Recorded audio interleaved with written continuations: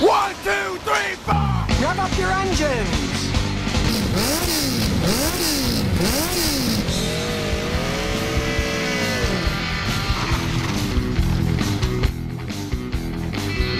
It's time for ScottyKiLmer.com. If your car's transmission is shifting weirdly, all you might need is a transmission fluid and filter change.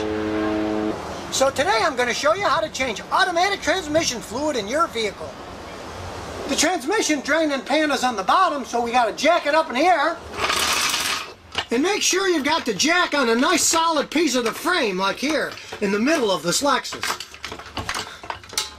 Then stick a jack stand under it so it doesn't fall on your head. Then get a drain pan and throw it under the transmission. Here's the bottom of the transmission, and here's the drain bolt here. We'll get a hex head to take it off. Just stick the hex in the hole and pull. Now it's loose. Then you can spin it off the rest of the way with your hands. And out comes the fluid. And as you can see, this fluid is really black. It's supposed to be red. Now this is a 2002 Lexus, and it doesn't really have a transmission filter. It's got a screen, but really, you just use them over. But if it has a transmission filter like this GM, then you have to pull the pan and put this new filter in too. That would necessitate taking all these bolts off and pulling the whole pan off the car, which usually makes a gigantic mess, so it's nice that these Toyota products, you don't have to pull the pan off. Now once it stops dripping, get your socket and put it back in the drain plug and make it nice and tight.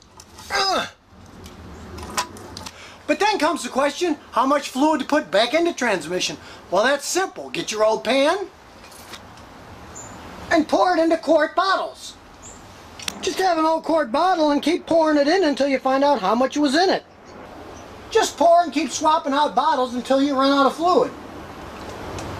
In this case, 4 quarts came out, so you put 4 quarts back in.